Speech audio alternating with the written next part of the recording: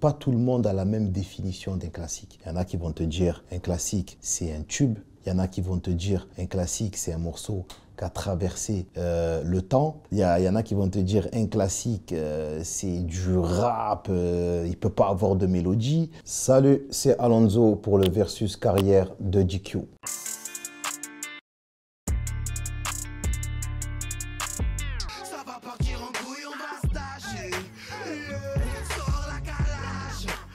C'est vrai qu'à Marseille, à cette époque-là, c'était très tendu en termes de règlement de compte et tout. Et de prendre ce morceau au sérieux, je pense que c'était un peu trop lourd. C'est un morceau qui a connu quand même un succès commercial, alors que l'album, non. J'étais encore en train de me chercher, je pense, dans ce second album solo. Deuxième album, c'est à peu près pareil que le premier en termes de vente. Il y a des morceaux comme Alors on sort ou La vengeance du visage 2 qui ont connu un succès fulgurant dans la rue. Et tu sais, quelque part, quand tu as un succès d'estime, c'est comme si on te permettait de faire un nouveau tour de manège. On te donne un ticket et on te dit « Tiens fiston, tu peux encore t'amuser ». Parce que quand il n'y a pas le succès commercial et qu'il n'y a pas le succès d'estime, oula, là ça te... Mais quand tu es toujours considéré comme un gros kicker, un bon rappeur, tu peux toujours te relever. La belle ville zen, on a bu 12 packs. C'est la Hesse, je pas gagné. C'est la remontada, c'est le Alonso, le diamant taillé. Avant, c'était peut-être du brut de décoffrage, tu vois. Et là, j'ai mon acolyte, j'ai Spike et je me sens invincible. Et La Belle Vie rencontre enfin le succès commercial, le succès d'estime, la reconnaissance. Il est là où il mérite d'être. Freestyle sur freestyle tous les mois. J'avais fait un concept où j'avais envoyé des freestyles en noir et blanc. Et La Belle Vie, c'était le premier clip à un moment donné qui arrivait en couleur. Donc ça a annoncé justement la couleur. Après La Belle Vie, ça s'est enchaîné. Il n'y a rien à faire. J'ai pris en otage pendant 3 ans, je pense, une bonne partie du rap français. J'ai fait des sous dans le rap, je reste que pas. Alors là, fini les limites, excès de confiance. Morceau calme qui passe en club comme si c'était le nouveau Guetta. Même moi, j'étais hyper surpris parce que le rythme du morceau, le mood du morceau, pour moi, il n'était pas fait pour passer en club en fait. En club, on a tendance à entendre des morceaux dansants justement. Le morceau Finilé, c'était le commencement d'un nouveau truc. C'est-à-dire les DJ se sont dit, à partir du moment où un artiste fait un morceau et que le public aime ce morceau, le public le chante par cœur, eh bien, on va le passer. On va le passer parce que ça va être un grand moment, parce que le public le consomme. Et c'est pas parce qu'il n'est pas dansant qu'on va pas le jouer en club. Pas tout le monde a la même définition d'un classique. Il y en a qui vont te dire un classique, c'est un tube. Il y en a qui vont te dire un classique, c'est un morceau qui a traversé le temps. Il y en a qui vont te dire un classique, c'est du rap, il ne peut pas avoir de mélodie. Je laisse le public mettre au panthéon du rap français les classiques qu'il veut. Je ne rentre pas dans vos débats. Moi, mon métier, c'est de rapper.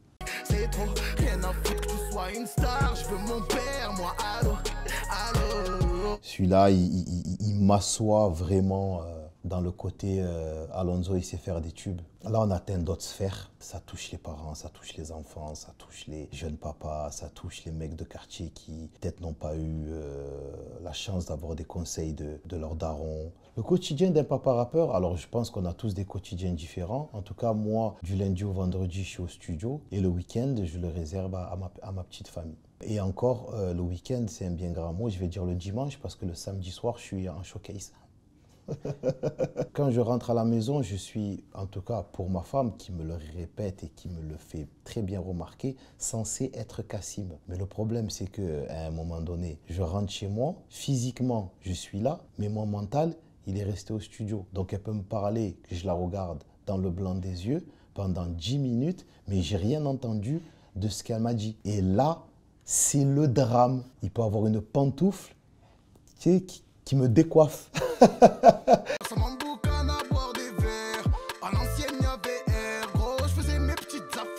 Que dire de cette collaboration, si ce n'est qu'elle a été faite entre frères, entre Marseillais, entre passionnés. Elle a été faite juste après l'album Très organisé. Donc on a gardé la même dynamique, solaire, festif, son marseillais comme on sait très très bien le faire. Et pour tout te dire, on a écrit le morceau tout entier à trois. Ça a bien fonctionné d'ailleurs. Et ça, on l'a pas calculé parce que c'est ce qui a rendu le morceau aussi très populaire parce qu'il y a eu énormément de partages où des gens de 7 à 77 ans, filles et garçons, se sont amusés à faire des passe-passe, à découper phrase par phrase comme ça en petits groupes et à poster leurs photos sur TikTok. Je pense que ça a énormément contribué au succès du titre. Je n'ai pas d'inspi ce soir, mon cœur me gratte et j'en garde des séquelles.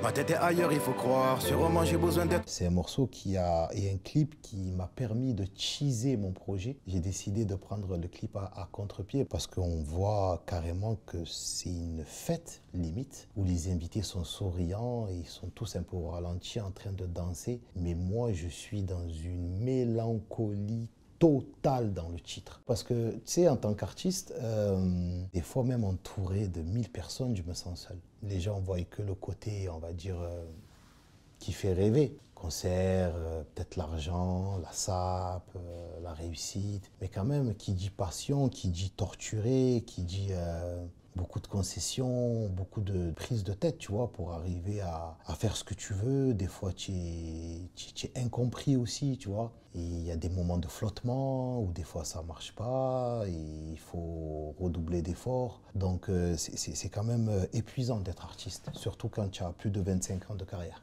Mais elle se marie pas avec les trafiquants. C'est un clip dont je suis très fier parce qu'on s'attend à voir peut-être des meufs en string, moi en train de m'enjailler autour d'une piscine et j'ai su capter cette petite part d'émotion, tu vois, ce côté de l'amour impossible que certains couples ont malheureusement subi. La couleur de l'album, j'ai l'impression que c'est une couleur très rap. Après, je kiffe la mélo, donc j'ai pas mis la mélo de côté. Non, non, non, je n'ai pas mis l'autotune de côté, j'en fais encore. Je suis convaincu que je ne vais pas me mentir à moi-même et que quand il faudra vraiment dire stop, je le ferai. Frérot, il y a des certifs encore. Mais je suis bel et bien là, que ce soit en collab justement ou en solo. J'ai de la bonne musique à proposer. Quand il faudra dire stop, j'attendrai pas les commentaires de Instagram, Facebook, Snap ou Twitter. Vous inquiétez pas, je suis un grand garçon.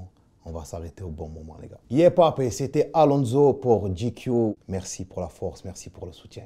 Peace.